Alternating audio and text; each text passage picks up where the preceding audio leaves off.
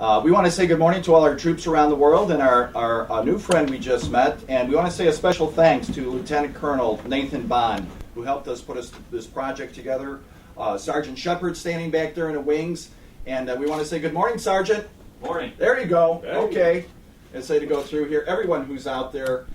Brandy Schiff, we asked to be on the show, and she says, no, I don't get on the show. We just talk about everybody else. What an exciting day. Last week, Friday, by the way, Yes. Major General Jimmy J. Wells was on our show. Good morning, sir. Oh. And up there in Fort Sheridan, Lieutenant Colonel Christopher Aycock. And we don't want to forget General Hanley. We're always up there. Let's come through there. But probably the most exciting thing I just heard is that the Sergeant Major next to me married a woman from Chicago. So good morning, Jeanne. Good morning. Hey, Chicago. We had a chance very briefly to meet, and it is absolutely a privilege. This is probably the crescendo or the epic moment of my career in broadcasting. And I would like to say thank you very much, not only to the United States Army, but personally, Ray, and I was informed, he said, call me Ray, and I'm still shaking. But sir, we want to say, wow. please. No, please. Thank you. So much It's for an being honor. here this No, morning. it's an honor to be here. You know. For Jeanne and I, it's a great opportunity. Jeanne, always want to say, hey. Thank you. Thank you. Chicago people, that's the way it goes That's there right. a little bit. But this morning, you're in Chicago. That's right. It's the day before St. Patrick's Day. That's right. And what I found fascinating, and it just currently, the young man across the table there, Sergeant Taylor, was telling me about and for our viewing audience and our vision impaired audience at Hines Hospital.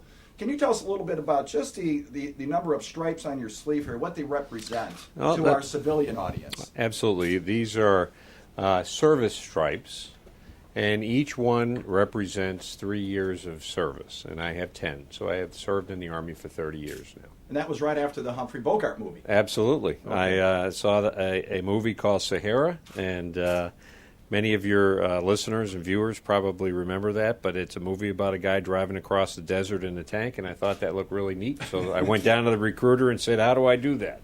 Okay. And 30 years later, here I am. But what's most astonishing today is that people really don't understand what you do as let me know if I'm saying this right, sir, the Command Sergeant Major, so I'm still shaking a little bit, okay? What you actually do with and for the Army. And what I found fascinating, again, as soon as I walked in and I was introduced to the Sergeant Major, the first thing he did was turn around and introduce the staff. Not one word was said. And as we interview a Medal of Honor recipients, they never talk about themselves. And it just goes to show you the humility of a true leader and the family right behind him. It's a tough schedule traveling, I'm sure. Yes, it is. Just to go through it. So what is a Sergeant Major, no less, a Command Sergeant Major? I understand this a little bit. I want to say hello to Command Sergeant Major Robinson here in Illinois. Appreciate that. But can you tell our folks Sure, what absolutely. it is? The first thing, I am the Sergeant Major of the Army, so it's not Command Sergeant Major, Okay. but it's Sergeant Major of the Army, and that's quite all right. I have to ask. That's okay. But my job is to be a scout, and I go and travel around the world and meet with soldiers, and when Jeanne is able to travel with me to meet family members and talk to them about what's going on from the Army perspective, and then to take what their concerns are back to the Army so that the Army senior leaders, and specifically the Chief of Staff of the Army, General Ray Odierno, and the Secretary of the Army, the Honorable Secretary John McHugh, can make informed decisions about the direction of our Army from a soldier and family perspective. And that's what I do. And when we say non-commissioned officers, we go up to the rank of sergeant or master sergeant. And then how many troops are there that actually report to you? How many troops under the NCO? Any idea? I mean, Well, maybe we should ask Sergeant Shepard. And I didn't mean to freeze frame you. But that's there's quite a bunch. all right. There's a bunch. Our Army has about 1.1 million men and women in it. Wow. And about 900 or so thousand family members. And so as the Army senior enlisted person in the Army, I represent every single one of them. So it is the entire package, just like the Chief of Staff represents all of them too. We kind of have a triumvirate of power, basically, which is the Secretary of the Army, the Chief of Staff of the Army, and myself. And together, we listen to what people have to say, and obviously listen to what the the President and the Congress have to tell us to do, and we move forward. What is that like when a mother or a father, a sister, brother, or aunt or uncle comes up to you and goes, my son or daughter is deployed. Are they going to be okay? How do you answer a question? I get questions like that all the time. And we started the radio and TV show so people can send messages to them. But you must get called on every day just out of the crowd. You're very personable and very easy to approach. Here I stood and shaking for a while, to go through it. And Jimmy J. Wells, Major General, was funny, but here I'm like, all the NCOs report to you. Sure. And the families look to you and they say, what's going on out there? How do you answer those questions like that? It's such a vague question. They don't know what to ask. What do you tell the families out there about what's going on today in the NCO world? Well, the first thing I would tell them is, first of all, thank you for their service. Whether they're a family member or a soldier themselves, just thank you. Less than 1% of the United States can or is willing to serve in the armed services. Only about 6.67% of the American population serves in our services, not just the Army, but the Army, Air Force, Navy, and Marines. Coast Guard. So and the Coast Guard, and to tell them thank you, just thank you for what you do, and then to say, look, everything that you see or hear in the media is only a snippet of what is actually going on around the world. There you go. And you have tremendous men and women, and tremendous family members supporting men and women that do what our nation asks them to do in places that we probably can't even pick out on a map. And we focus on wars in Iraq and Afghanistan. And obviously there is a great deal of effort in those locations, but we have a lot of other people deployed in many other locations around the world. And so is their loved one going to be safe? I wish I could guarantee that, but there are no guarantees, and war is a horrible thing. And I know for all of the soldiers, we personally look forward to the day when war is over. But until that happens, we have to do what our nation asks us to do, and we do it extremely well, and I'm very proud of their service and their family service. Jeanne, you've just have married the young man sitting here next to me. I mean that out of all due respect, sir. Young is a relative term. Yeah, is around 31 years. Now you're brought in to be the soldier's family, and then people must, again, a little intimidating sitting here, but they must come up to you all the time and go, hey, I got a question for you. Can you think of any questions that families ask you every now and then, anything in particular? Where you travel, where you've been to, what's it like traveling with the sergeant major? Well, what kind of questions do they ask you, if anything? They do. They ask those kinds of questions, but really my job, just like my husband's, is to be a scout. Okay. And I meet with young spouses, senior spouses, program directors, all across the Army, and I ask them, how's it going? I don't go to, tell them about what I do. I go to say, how's it going? Tell me how it's going. Are you facing any challenges or issues?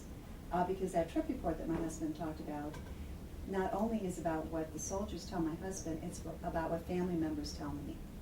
And so it's, again, being able to take that information and make informed decisions. One of our favorite charities is the Wounded Heroes Fund. Mm-hmm. And 97 cents out of every dollar that they receive goes back to our soldiers who are hurt or injured.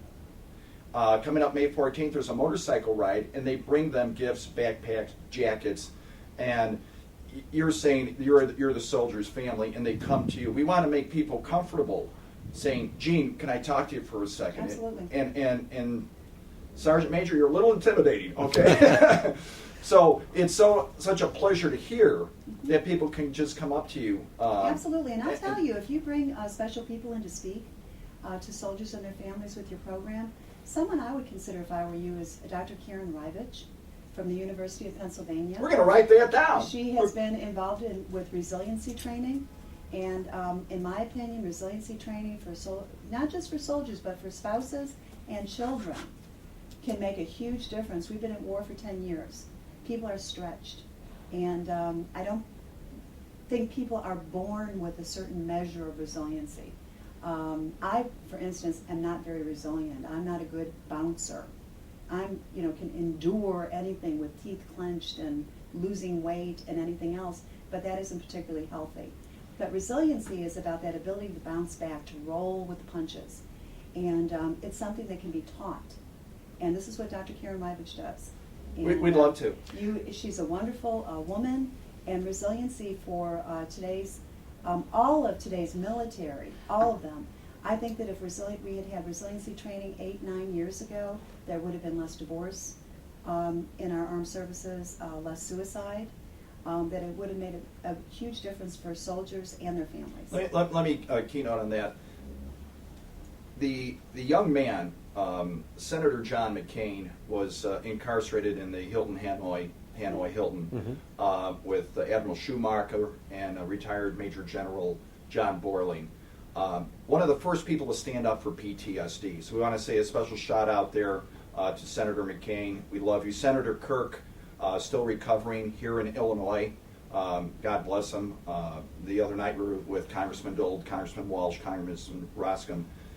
Yeah, today sitting right in front of me, I would say the #1 soldier in the United States Army.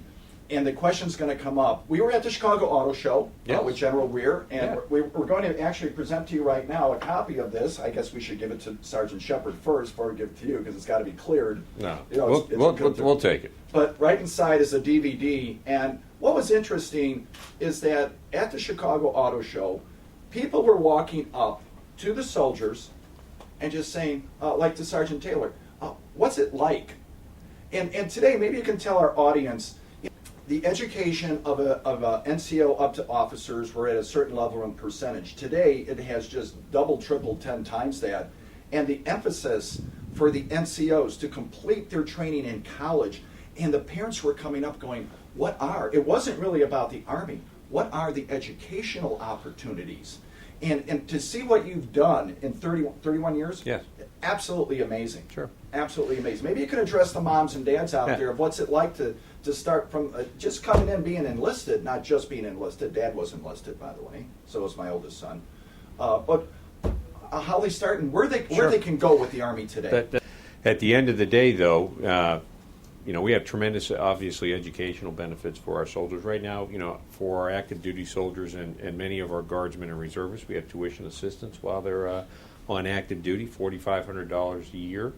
That is provided gratis to the individual to take college courses. And then you have the post 9/11 GI Bill, which is just a tremendous gift that the American citizens have given us through Congress for soldiers to be able to take care of. And one of the greatest things about that is we now have the ability to transfer that benefit to their immediate family members. So, for instance, there you go. There's something new that we haven't learned. And we're going to look into that a little more. We need to learn more. And about that. if for instance, if I chose that to not use my entire benefit or to not use any of it, I could actually transfer some of my benefit to my wife, and she could actually use that to go to college. Now, why is education so important for the enlisted soldier? Well, it's important in many different ways. While you're in service, we provide you additional points for promotion and additional promotion consideration for college. And so that's important for a part of your career.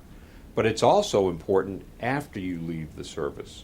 Obviously, having an advanced degree, a associate's, a bachelor's, a graduate degree are all important and part of the employment opportunities when you leave the service. So, great opportunities out there, and it is really a gift. It's a gift that the American people have given soldiers for service, and it starts from the day that you enter the Army.